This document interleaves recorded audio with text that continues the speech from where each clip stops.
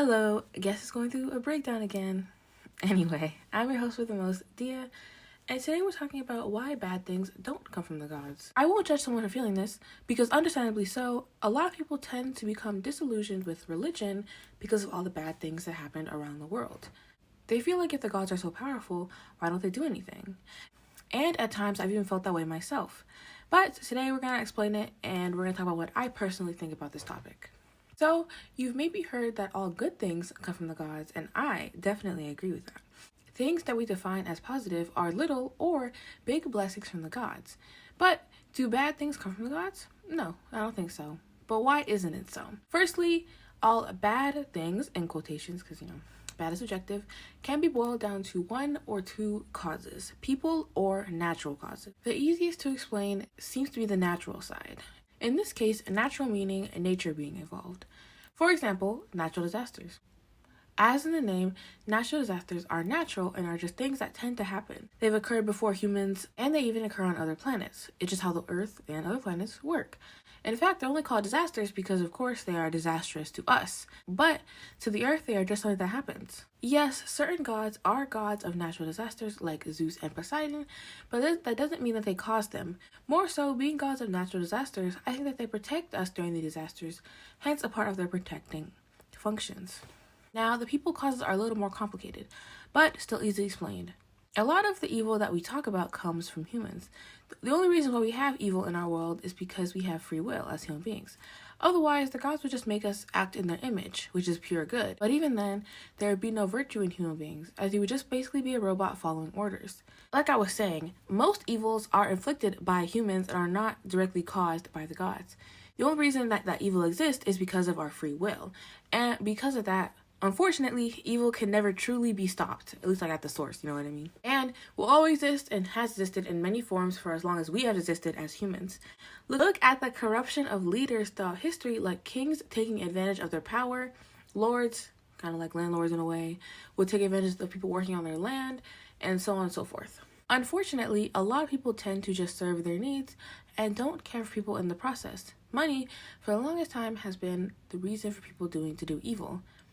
For example, this quote from Hesiod's Works and Days. Wealth should not be seized.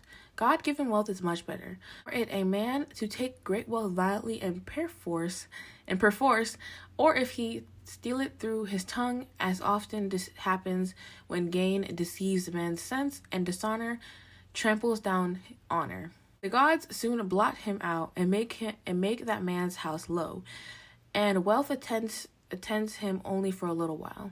Alike with him who does wrong to a supplicant or a guest, or who goes up to his brother's bed and commits unnatural sin in lying with his wife, or infatuately offends against father's children, or who abuses his old father at the cheerless threshold of old age and attacks him with harsh words, truly Zeus himself is angry, and at the last lays on him a heavy requital for his evil doing. But do turn your foolish heart altogether away from these things, and as far as you are able, sacrifice to the deathless gods purely and cleanly, and burn rich meats also, and at other time propitiate them with libations and incense, both when you go to bed and when the holy light has come back, that they may be gracious to you in heart and spirit, and so you may buy another's holding and not another yours, whatever that means.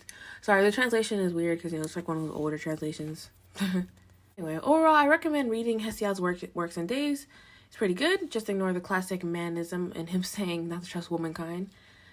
But yeah, it explains pretty well why it's best not to do evil deeds and to be good to your fellow humans. If you don't want to read Works and Days, I'd recommend you at least reading Justice in Good Conduct, because I feel like that's like probably most important one that comes from that. But for those who practice violence and cruel deeds, far-seeing Zeus, the son of Cronos, ordains a punishment. Often, a whole city suffers for a bad man who sins and devises presumptuous deeds, and the son of Cronos lays great trouble upon the people, famine and plague together, so that the men perish away, and the women do not bear children, and their houses become few, through the contriving of Olympian Zeus. And again, at another time, the son of Cronos either destroys their wide army or their walls, or else makes an end of their ships on the sea. You princes, mark well this punishment you also, for the deathless gods are near among men, and mark all those who oppress their fellows with crooked judgments, and reck not the anger of the gods. For upon the bounteous earth Zeus has thrice 10,000 spirits, watchers of mortal men, and these keep watch on the judgment and deeds of wrong as they roam, clothed in mist all over the earth.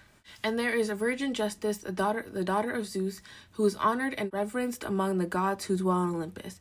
And whenever anyone hurts her with lying slander, she sits beside her father, Zeus, the son of Cronos, and tells him of men's wicked heart, until the people pay for their mad folly of their princes, who evil-mindedly pervert judgment and give sentence crookedly.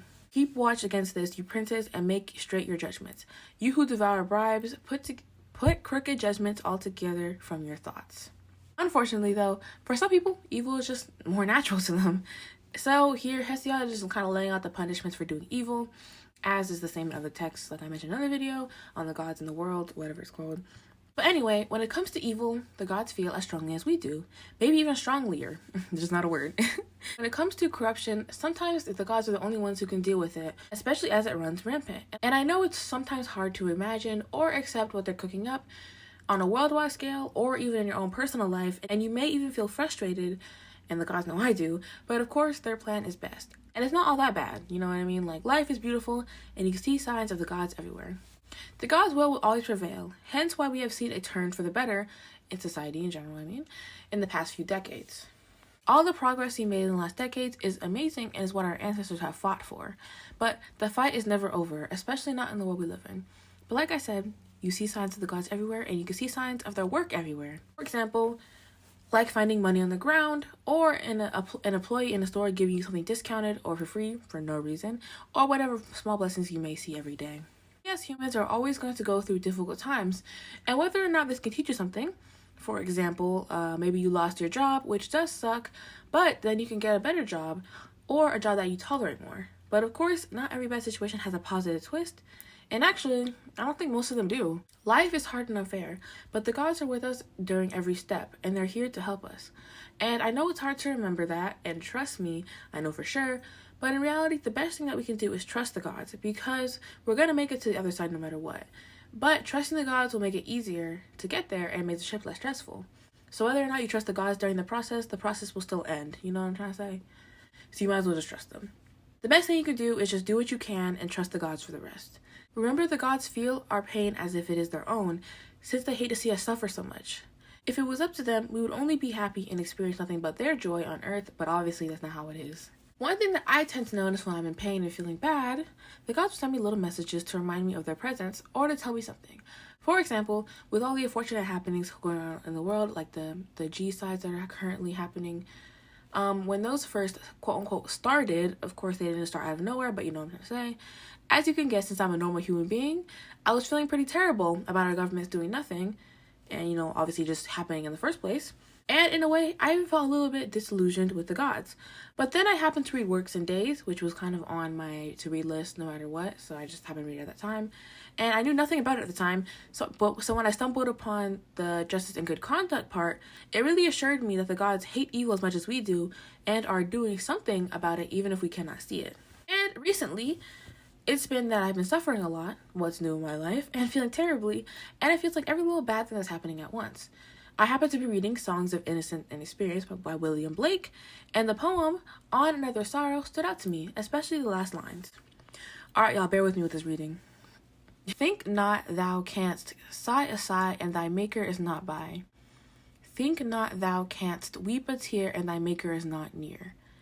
Oh, he gives to us his joy, that our grief he may destroy, till our grief is fled and gone, he doth sit by us and moan. I didn't do pretty bad. To me, this was the gods reminding me that they are with me and they feel the same pain and are with me during that pain. And of course, there's more examples than just this, but I obviously can't read every single one off. But overall, the gods have been really with me during this time and give me their little hints that they're there. And that's what the gods do. They always like to drop little hints and reminders that they're there. So no, the gods don't cause bad things to happen to you, and I mean this in the gentlest way possible. Unless you're some kind of evil mastermind, you're really not special enough for the gods to target you like that. They're not making your life awful and giggling while doing it. They have no reason to even do that. Think about it. There's 8 billion humans on Earth. Do you think the gods are really going to take the time to personally customize each person's suffering? No, we're not special enough for that. We're really not. There's 8 billion of us right now, and there's even been even more of us that the gods have seen in all their years of living, which is more than us humans comprehend, we're really not special enough for that. And if you could open your eyes and see clearly, it's plain to see that the gods are good and only want the best for us. It's a miracle that we're even alive, even if it doesn't feel like sometimes. And remember, the darker the night, the brighter the stars, the deeper the grief, the closer is God. Thank you for watching. Sorry for not uploading last week, but forgive me. Okay? Also, if you want to have a happy birthday in the chat, oh my gosh, I watched so much Twitch. Happy birthday in the comments. My birthday was last week. Well, not last week. Technically, it was Sunday. So if you want to have her birthday. No, I'm joking. But anyway, also I never do this, but if you did make it to this part of the video and you like the video, please consider subscribing. But if you don't want to subscribe, I won't fault you. I still appreciate you for watching. And did I do a hymn for Dionysus last week? My bad, but we're doing it again, I fear. Because I wrote this hymn for Dionysus in the throes of mental illness, so it fits. I tell of Dionysus Soterios, the Savior, our liberation, the whole of our heart and soul. Because you save us from pain and tearful woe, nothing could be so firmly bound in misery or wrath that you could not uproot it. You can make or break a life, bring them together, or tear it to shreds. You yourself have been torn apart and put back together. You've wept those same tears we have. Divine God of madness, see my agony, my tears, listen to my dreadful cries, and if you're out there, free my mind from its wretched state. Remember, the gods see every tear, every sniffle, and every time your heart breaks. They feel your pain and hate it as much as you do. Remember to pray to them, and remember that it always gets better, and if it doesn't, then it's not the end. Love you, bye!